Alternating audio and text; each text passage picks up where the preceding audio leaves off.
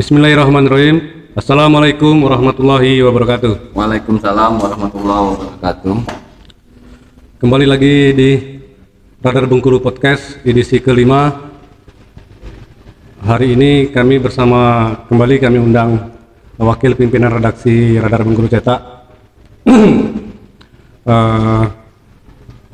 Bung Ari Data. Ya, Sudah hadir. Bagaimana kabarnya, Bung? alhamdulillah sehat. Sudah berbuka puasa, Amin. Ibadah. Ya, Kembali lagi berbuka puasa dengan yang manis-manis. alhamdulillah. Seperti saya lagi ya. Tidak kali ini. Di, Ya, ada apa, Bung?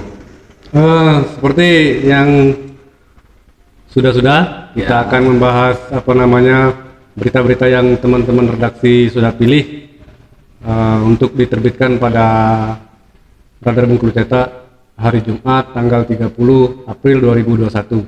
Nah, sepertinya sudah ada beberapa pilihan ya, Bung ya. Silakan Bung jelaskan berita-berita pilihan yang akan diterbitkan pada tanggal 30 April 2021. Silakan, Bung. Ya, terima kasih. Assalamualaikum warahmatullahi wabarakatuh. Waalaikumsalam Sahabat warahmatullahi Radar Bengkulu Online.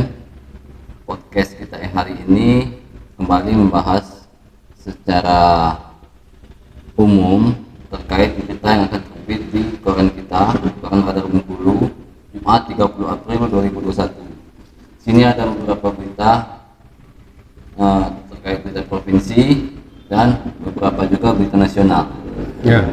Nah, nanti bisa kita obrolkan, kita bincang-bincang. Rosi lagi nih, Pak. Banyak Baru Rosi. nak mulai sirkuit seperti yang sebelah ini, Pak ya. Iya, Oke, iya. ya, langsung saja. Iya, silakan, Pak. Bang DM, Silakan, Pak. apa saja yang nanti akan kita bincang-bincangkan langsung saja nanti insya Allah kita jawab sesuai dengan isi dalam berita yang telah dimuat di Radar Bengkulu. Ya. Ya. Sepertinya udah ada beberapa pilihan berita ya, Pak ya. Silakan Bapak sampaikan dulu, Pak, berita apa saja yang kira-kira dinaikkan di Radar Bengkulu Cetak. Ya, untuk headline kami bersepakat mengangkat isu soal Hari Buruh yang Hari akan Buruh. jatuh pada 1 Mei nanti. 1 Mei. Itu secara nasional, Hari Buruh Nasional namanya. Nah, itu juga tentang terkait kurangnya perhatian pemerintah Kurang perhatian pemerintah. ya terhadap para buruh. Iya. Lalu juga ada sampaian dari gubernur kita, Ya. himbauan presiden ke masyarakat selama masa Covid ini. Kemudian dari jajaran kepolisian ada melakukan pengamanan di sejumlah titik. Ini Ya. juga terkait arus balik, arus mudik. Harus mudik. Ya. Lalu ada kabar gembira dari Ustadz Kondang Abdul Somad, Ya. ya, menikah. Menikah. Oh, menikah. Lalu gubernur di sini menghadiri kegiatan nuzul Quran. Di situ juga gubernur menyampaikan beberapa pesan secara nasional untuk masyarakat Provinsi Bengkulu. Dan ada juga tentang batasan hubungan suami istri menurut Islam selama bulan Ramadan. Selama bulan Ya, Ramadan. informasi-informasi ini kami kira sangat layak untuk ditampilkan menjadi edukasi tersendiri bagi masyarakat pembaca. Ya. Kemudian ini kabar gembira dari Kementerian Pendidikan, Kebudayaan, Riset dan Teknologi. Ya. Hafal, Pak. Sudah hafal ya? Mendikbud Ristek. Ya, ini terkait seleksi P3K, P3K. PPPK. Ya. Ya. Kemudian soal taman remaja yang sejumlah masyarakat mengeluhkan minimnya perawatan. Minim perawatan taman Ya. remaja. Itu saja saya kira secara detailnya nanti kita bahas Ya. di bincang-bincang podcast Radar Bengkulu. Edisi kelima. Semoga dapat memenuhi pengetahuan masyarakat. Untuk lebih detail, masyarakat bisa membaca di Harian Cetak edisi besok 30 April 2021. Ya. Oke, Pak. Sepertinya kita langsung saja bedah satu persatu ya, Pak ya, di pemberitaan Radar Bengkulu edisi 30 April 2021. Langsung kita mulai dari berita HL, Pak. Sepertinya soal peringatan Hari Buruh ini, Pak ya. di mana dari SPSI itu sepertinya kecewa karena buruh kurang diperhatikan, khususnya di Provinsi Bengkulu. Nah, apakah juga demikian secara nasional, Pak? Ya, Silakan, Pak. ini bentuk aspirasi ya. Bentuk aspirasi. Aspirasi dari masyarakat yang apa namanya? Yang Bekerja sebagai buruh. perusahaan buruh. Ya. Ini disampaikan oleh Ketua Serikat SPSI Provinsi Bengkulu Bapak Aizan Dahlan. Arisan. Aspirasi yang telah dia tampung disampaikan melalui media. Alhamdulillah dipercayakan juga kepada media kami terhadap Bengkulu Cetak. Di sini Bapak Aizan menyampaikan kekecewaan teman-teman buruh merasa kurang diperhatikan oleh pemerintah. Kurang diperhatikan. Ya, terutama selama masa pandemi ini, mereka mengaku belum menerima bantuan sosial untuk peningkatan ekonomi. Iya. Dan belum juga mendapat fasilitas untuk melakukan vaksinasi. Vaksin, ya. Ya, jadi di sini aspirasinya kita muat di halaman depan, kita tempatkan di headline juga terkait dengan isu kekinian, yaitu memperingati Hari Buruh Nasional akan jatuh pada 1 Mei hari Sabtu nanti. Iya, tahu May Day, Pak ya? May Day. Ya, semoga saja aspirasi ini yang disampaikan melalui kami dapat direspon secara tanggap oleh pimpinan kita di Provinsi Bengkulu, Bapak Gubernur Rohidin Mirsya dan jajaran, serta para kepala daerah di kabupaten dan kota. Iya. Berarti aspirasi kaum buruh ini harus diperhatikan oleh pemerintah, Pak ya? Iya, Pak. Karena hak semua orang itu ya harusnya sama. Iya, hak buruh juga sama. Hak buruh juga sama. Pegawai negeri juga, walaupun dia pegawai negeri kan tetap buruh juga, Pak. Ya. Jadi ya memang harus diperhatikan oleh pemerintah dan perusahaan-perusahaan yang menaungi para buruh tersebut. Begitu. Ya. Karena ini menjelang Lebaran juga, Pak ya? Menjelang Lebaran ya, saya kira perlu menjadi bahasan secara konkret di pemerintahan ya. Iya. Untuk menyisikan anggaran atau memproyeksikan anggaran membantu sahabat-sahabat kita yang berprofesi sebagai buruh. Sebagai buruh. Ya. Khususnya di Provinsi Bengkulu ini banyak di perusahaan perkebunan, Pak ya? Bisa. Pertambangan gitu kan. Jadi memang harus hak-haknya para buruh memang harus dibayarkan gitu ya, Pak. Ya. Gitu ya, Pak ya. Selain itu juga pihak perusahaan juga harus memberikan bansos untuk para buruh begitu. Pemerintah juga harus memperhatikan para buruh ya, Pak ya. Benar sekali. Vaksinasi juga perlu, Pak, karena masa pandemi ini kita khawatirkan juga akan melanda para buruh kan. Iya. Nanti dia tidak maksimal bekerja kalau para buruhnya tidak divaksin, Pak ya. Iya, Pak. Benar sekali.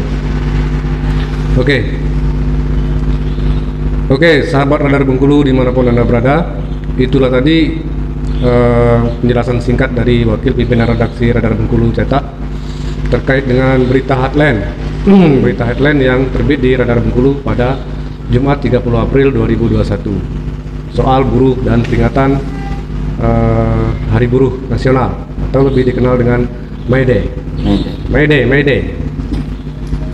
Nah, lalu berita yang berikutnya, Pak,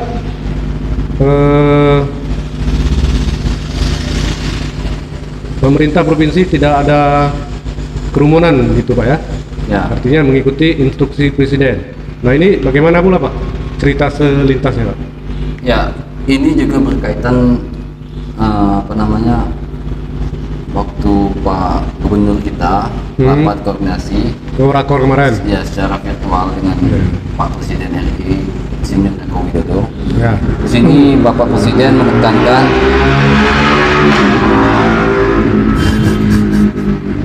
ya, minta maaf ya sahabat, Ada gangguan. sedikit, maklum kita berada di pinggir jalan lokasi kantor kita, jadi suara-suara bising, knalpot seperti ini cukup mengganggu.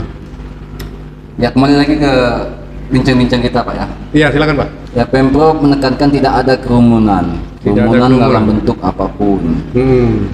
Semisal di bulan puasa ini kita ada kegiatan buka bersama. Buka bersama. Alumni ini, alumni itu, ya kan? Komunitas ini. Persatuan ini, komunitas itu.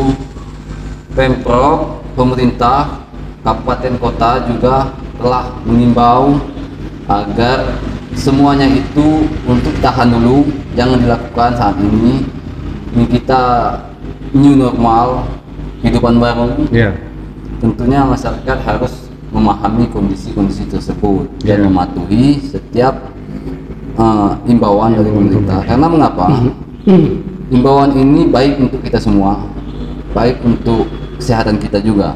Saya kira berita ini memang kita tampilkan di halaman depan karena Radar Bengkulu juga mendukung pemerintah dalam mensosialisasikan terkait protokol kesehatan. Protokol kesehatan. Ya.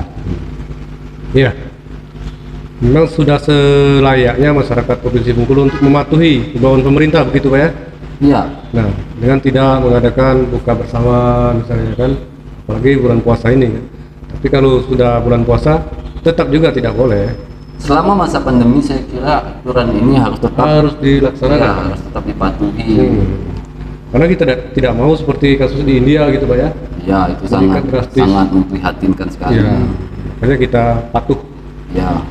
terhadap himbauan pemerintah. Sebab pemerintah sebagai pihak yang bertanggung jawab untuk mengatur rakyatnya, begitu Pak ya. Oke.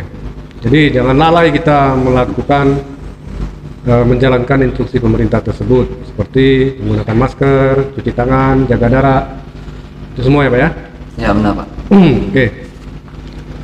Lanjutnya Pak, ada berita berikutnya nih Pak, sepertinya. Ini nuzul Quran, Gubernur kembali ke tuntutan kitab suci. Nah ini sepertinya menarik juga Pak.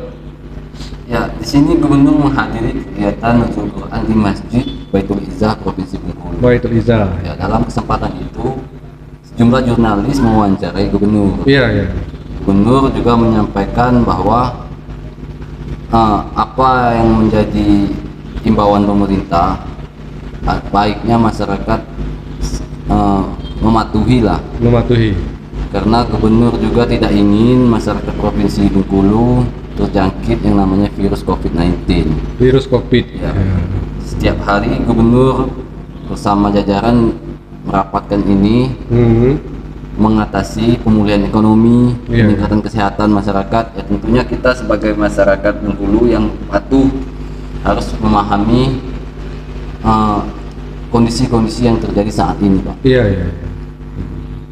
Oke, itu tadi pesan dari Gubernur, kembali ke tuntutan kitab suci ya. Ya, dalam Al-Quran itu sejatinya sudah lengkap. Sudah lengkap ya. Ya, terkait kita berhemat, menjaga kesehatan. Makanya dalam kesempatan kegiatan nuzul Quran di Masjid Baitul Izzah, Gubernur mengimbau kita semua umat Muslim khususnya untuk kembali beraktivitas sesuai dengan tuntutan Al-Quran. Iya. Tuntunan ya Pak ya. Tuntutan itu lain lagi Pak. Iya. tuntunan Al-Quran, kitab suci ya. Iya. Lanjut Pak, di berita berikutnya seperti ada kabar gembira ini Pak ya. Walaupun dia berita nasional ini sepertinya. Ya.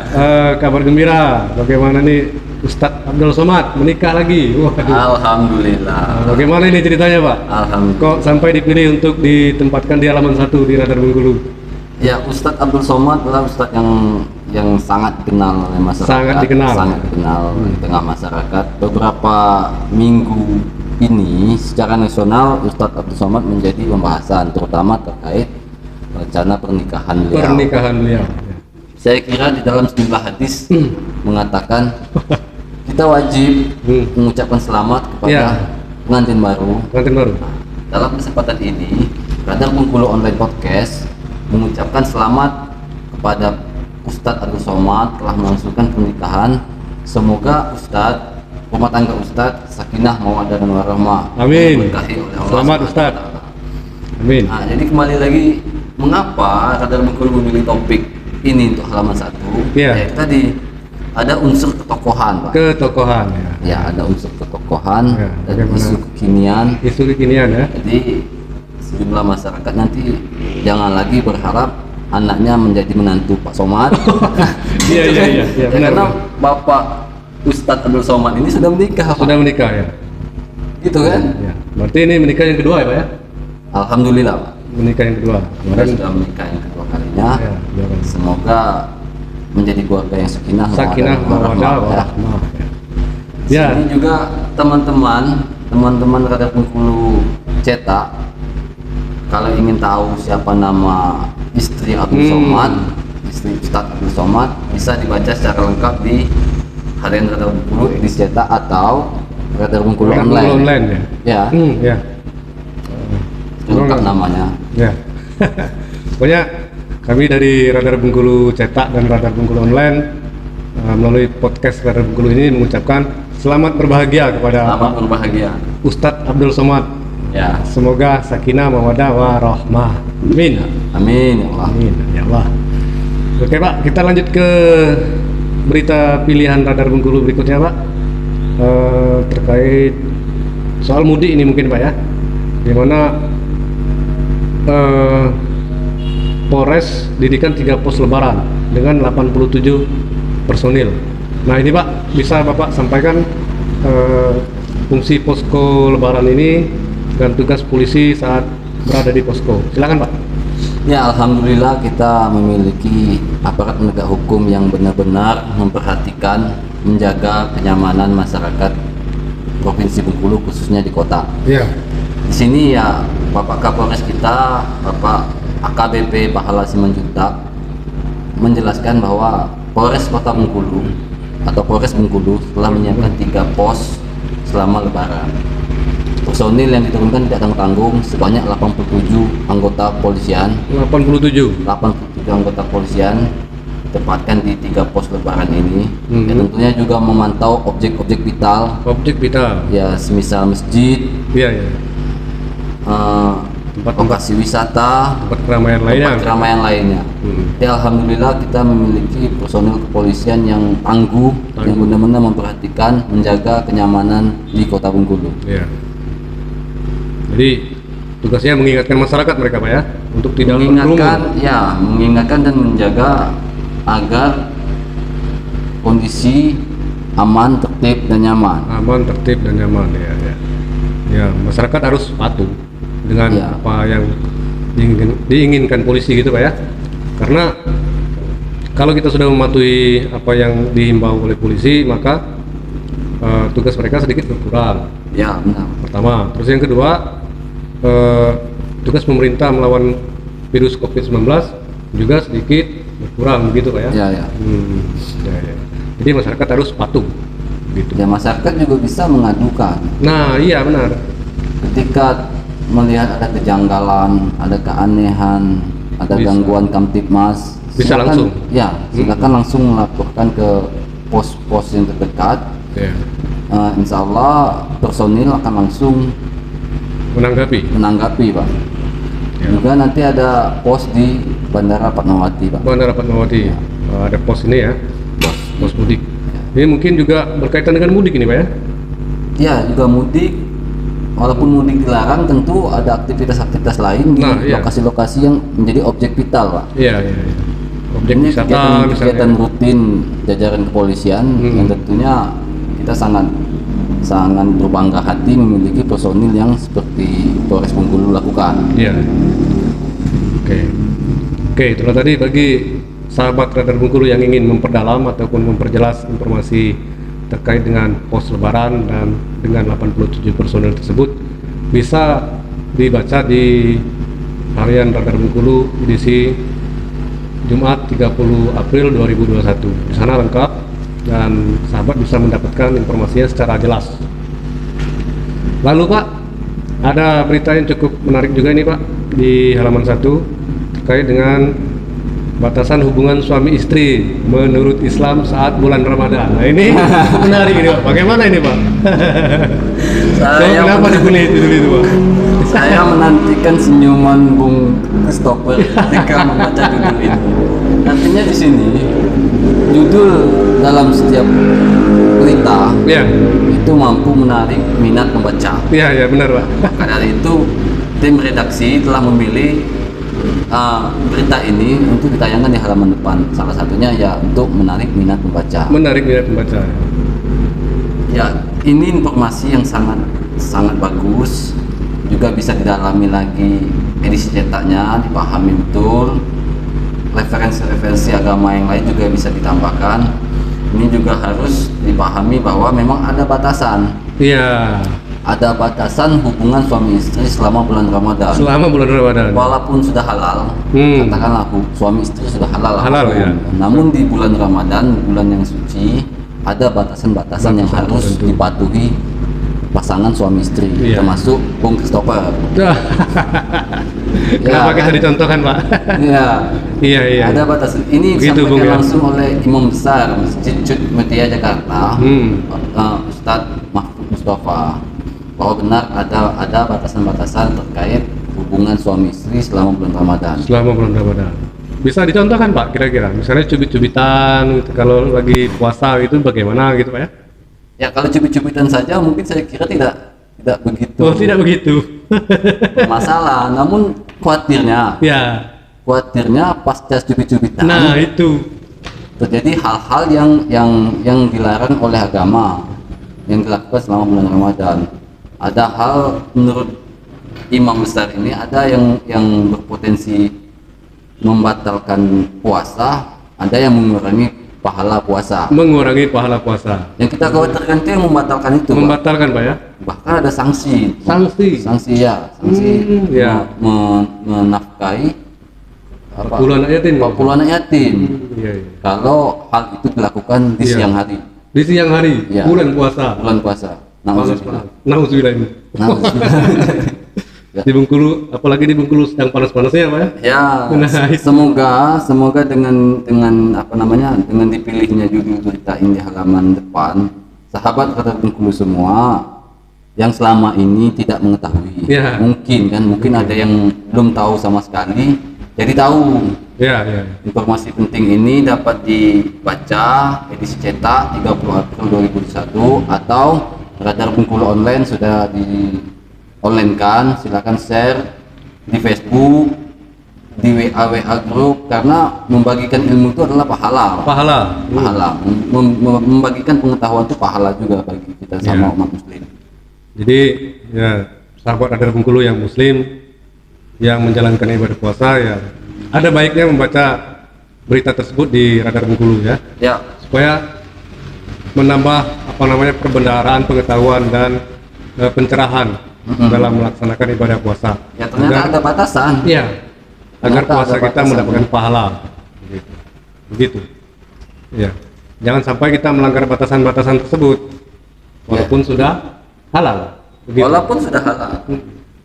Jadi seperti misalnya itu harus ada batasan. Ya. Seperti misalnya Bung Ari Data misalnya suka cubit-cubitan, ya, sesuai dengan berita tersebut, ya mohon dikurangi cubit-cubitan. Bukan cubit-cubitan, Pak. Colek-colekan. Mohon dikurangi karena berpotensi membatalkan puasa ya, Pak ya. Iya, berpotensi mengurangi pahala puasa, bahkan dikhawatirkan bisa membatalkan puasa apabila colek-colekan berlanjut ke hal-hal yang tidak diinginkan. Tidak diperbolehkan, Pak. Itu diinginkan tapi tidak dibolehkan. Dalam bulan puasa tidak dibolehkan. Khususnya di siang hari. Kalau sudah buka terserahlah. Bapak semangat nih yang giliran bahas yang ini panjangnya. Lanjut, Pak. Apa masih mau bahas? Sepertinya bagi sahabat Radar Bengkulu yang penasaran, silakan dibaca deh di Radar Bengkulu cetak, karena Bapak Wapimnya juga sudah membatasi gitu. Panjang pembahasan soal ini gitu. Lanjut, Pak, kita ke berita berikutnya yang sudah dipilih oleh teman-teman redaksi Radar Bengkulu yang masuk di halaman 1, di halaman depan. Itu ada seleksi P3K, Pak ya. Seleksi PPPK, guru honorer diistimewakan. Nah, ini sepertinya bagi teman-teman guru honorer patut mendengarkan dengan seksama ini supaya mendapatkan pengetahuan yang baik. Silakan, Pak, jelaskan. Ya, alhamdulillah ini bentuk perhatian pemerintah. Perhatian pemerintah terhadap sahabat-sahabat kita yang berprofesi sebagai tenaga honorer ya, Iya. khususnya guru. Jadi di sini ini berita nasional yang bisa konsumsi oleh masyarakat Provinsi Bengkulu, khususnya bagi Para honorer. Di sini jelaskan terkait adanya passing grade Passing grade. ya, dan poin-poin, sehingga nanti para honorer ini bisa menjadi ASN, aparatur sipil negara. Iya. Untuk lebih detail, untuk menjawab rasa penasaran sahabat semua, berita ini dapat dikonsumsi di Radar Bengkulu Jumat 30 April. Nanti silakan pelajari, laksanakan sehingga bisa menjadi ASN. Menjadi ASN ya. Ya. Saya Iya. kira itu ya Pak. Iya. Soalnya ini informasi nasional Pak. Informasi nasional. Ya, Memang teman-teman guru ya saya kira juga sudah memahami. sudah. Namun ya ada baiknya membaca ulang informasi terbaru dari Bapak Menteri kita Nadiem Makarim. Di situ Bapak Menteri sangat memahami betul kegelisahan, boleh pakai kata-kata kegelisahan. Boleh. Kegelisahan sahabat yang berprofesi sebagai honorer, kapanlah diangkat. Khususnya guru honorer Pak ya. Ya, apa sih syaratnya, apa sih poinnya, apa yang saya belum lakukan. Di situ nanti dijelaskan semua poin-poinnya, passing grade-nya seperti apa. Sahabat silakan baca saja atau mencari referensi di Radar Bengkulu online. Ya. Itu tadi sahabat Radar Bengkulu yang menantikan informasi terkait dengan seleksi P3K, khususnya teman-teman guru honorer saat ini diistimewakan oleh pemerintah. Artinya mendapat poin lebih untuk mengikuti seleksi P3K. Jadi untuk informasi lebih lengkap di Harian Radar Bengkulu edisi cetak 30 April 2021. Di sana lengkap. Oke Pak, kita lanjut ke sepertinya yang terakhir Pak ya. Berita yang terakhir ini Pak.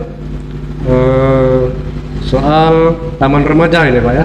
Ya Pak. Pemprov belum anggarkan perawatan taman remaja. Nah, sepertinya cukup menarik Pak ya, taman remaja. Dulu bagaimana taman remaja ini menjadi salah satu ikon dari Kota Bengkulu, Provinsi Bengkulu, tempat bersantai, tempat hiburan. Nah, ternyata beberapa tahun belakangan sudah tidak terawat lagi. Nah, memang pemerintah seperti apa ini Pak untuk memaksimalkan potensi dari taman remaja ini Pak? Ya, berdasarkan berita yang kita muat, ini balik lagi ke adanya messenger yang masuk ke redaksi Radar Bengkulu. Iya. Di sini disebutkan bahwa taman remaja itu kurang perhatian pemerintah. Hasil wawancara sahabat kami yang ngepost di Pemprov, hasil wawancaranya ya mengatakan sejatinya sejak 2019 Pemprov sudah mengambil alih perawatan taman remaja. Iya. Sebelumnya taman remaja ini dikelola oleh pemerintah kota. Ya, ini terkait pengelolaan. Soal pengelolaan ya. Saya kira semangatnya sama. Semangat pemerintah ini sama untuk mendapatkan pendapatan asli daerah, PAD dari sektor wisata. Namun demikian 2019 mungkin ya, ini dalam berita juga telah disebutkan juga terjadi wabah sejak 2019 mungkin ya. Iya, wabah COVID-19 ya. Ya, mungkin waktu itu baru mau merancang perbaikan taman wisata. Tiba-tiba anggaran kita tersedot, konsentrasi kita teralihkan. Iya. Nah, sehingga taman remaja ini memang sangat kumuh Pak. Kalau Sangat kumuh. Saya kumuh. Saya beberapa kali lewat sana, memang jalannya rusak. Ya, patung-patung gajahnya itu udah pudar semua. Kalau dulu memang menjadi salah satu tempat wisata yang favorit. Iya, tujuan wisata favorit Pak. Iya, saya ingat semasa kecil juga pernah dibawa ke sana. Semasa masih pacaran juga pernah ke sana. Pernah ke sana Pak ya? Pernah ke sana karena sejuk Pak. Sejuk ya? Banyak pohon, rindang. Jangan ke sudut Pak. Oh, jangan di sudut. Agak ke tengah. Kalau di sudut mungkin. Jadi taman remaja ini ya harapan kita bersama dikembangkan lagi ya. Dikembangkan lagi, diperbaiki lagi ya, sehingga menjadi taman remaja yang lebih baik dari saat ini. Dari saya. Karena benar juga itu Pak. Kemungkinan besar kan banyak anak-anak kita yang belum mengenal soal binatang misalnya kan. Kalau dibawa ke taman remaja mereka bisa menyaksikan koleksi yang ada di taman remaja. Ya. Ya karena taman remaja itu kan ada space untuk hewan-hewan. Hewan-hewan. Buaya. Kenapa buaya duluan Pak? Monyet. Ya Pak ya, monyet kan. Burung. Itu ada space di sana. Jadi, tapi di sini menurut pemerintah provinsi akan dibahas secara serius ya kepada gubernur untuk peningkatan perawatan di taman remaja. Kita nantikan seperti apa kinerja OPD terkait untuk meningkatkan lagi taman remaja. Mungkin bisa menjalin kerjasama ke pihak ketiga. Iya bisa. Seperti yang dilakukan Kepahayang, ya kan? Iya. Kepahayang mampu menghadirkan investor dari Brazil dan Rusia. Ya OPD kita harapkan juga bisa bekerja dengan baik untuk menggait investor-investor. Iya. Karena sayang sekali Pak ya kalau tidak dimaksimalkan. Iya Pak, sangat sayang sekali. Yang saya sampaikan tadi Pak. Karena anak-anak kita kan banyak yang belum mengenal. Saya sangat yakin masih banyak anak-anak kita, anak-anak zaman sekarang yang belum tahu lokasi taman remaja. Iya, apalagi Pak. Padahal itu taman fenomenal di masanya. Kayak gitu. Jadi salah satu tempat tujuan favorit juga ini tadi. Sebab Bung Aridata sudah menyampaikan pengalamannya bagaimana dia bikin nyamuk gitu kan. Iya. Bincang-bincang malam ini, bincang-bincang hari ini juga kita harus bicara apa adanya. Iya benar Pak. Bicara apa adanya demi kebaikan bersama, demi mengungkap rasa penasaran kawan-kawan semua. Ya ketika nanti taman remaja ini menjadi taman yang sangat bagus, mungkin bisa juga menjadi perhatian turis lokal lainnya. Iya. Pelancong kan? Lokal ya. Pelancong lokal dari provinsi lain itu datang melihat taman remaja seperti apa. Iya. Karena wadahnya sudah ada Pak. Wadahnya sudah. Wadah lokasinya sudah ada. Ya tinggal lagi renovasinya seperti apa. Ketika anggaran pemerintah provinsi tidak memadai untuk melakukan renovasi, bisa dilakukan seperti yang dilakukan oleh Pemkab Kepahayang, menggandeng investor yang ada di luar sana.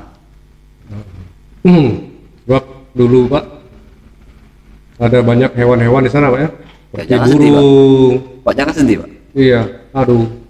Sekarang nggak tahu lagi kita burungnya ada di mana, mungkin biaya perawatannya bagaimana kan? Ya. Itu balik lagi ke anggaran Pak. Iya, serahkan kepada pihak yang profesional. Pihak yang profesional yang benar-benar serius ingin membangun Provinsi Bengkulu. Ya. Sehingga masyarakat Bengkulu punya alternatif pilihan untuk berwisata. Sembari mengajari anak-anaknya mengenal hewan dan binatang ya. Ya, berwisata dan edukasi. Wisata edukasi ya. Wisata edukasi. Nah, mungkin pemerintah provinsi harus memikirkan itu secara serius. Ya. Benar-benar serius begitu kan. Sehingga ada alternatif selain pantai, ada alternatif untuk kita mengenal hewan binatang yang ada di Provinsi Bengkulu, mungkin begitu Pak ya? Ya. Oke Pak, sepertinya ada berapa berita ini 1, 2, 3, 4, 5, 6, 7, 8 yang sudah kita bahas secara garis besarnya untuk pemirsa podcast Radar Bengkulu semua, sahabat Radar Bengkulu semua dimanapun Anda berada. Bagi yang penasaran silahkan dibaca di Radar Bengkulu cetak edisi Jumat 30 April 2021 dan juga bisa dicari di Radar Bengkulu online, sudah kita terbitkan juga di sana. Ada closing statement Pak? Saya kira cukup Pak ya. Cukup. Ini di sini benar-benar butuh perhatian pemerintah. Pertama guru, taman remaja, lalu perhatian terkait batasan-batasan hubungan suami istri. Iya. Pemerintah juga harus mensosialisasikan saya kira. Oh iya, harus turun ya Pak? Bapak mulai semangat lagi. Ya sahabat, saya kira itu saja sampai kita hari ini. Insya Allah kita berjumpa lagi di podcast selanjutnya ya, Bung GM. Sahabat juga bisa membaca Harian Radar Bengkulu edisi cetak besok ada 8 halaman. Di sana juga menyampaikan informasi terkait dana desa di sejumlah kabupaten, progresnya seperti apa juga bisa dibaca. Lalu ada juga berita tentang seputar Kota Bengkulu juga bisa dibaca di sana. Insya Allah kita kembali lagi pada podcast selanjutnya.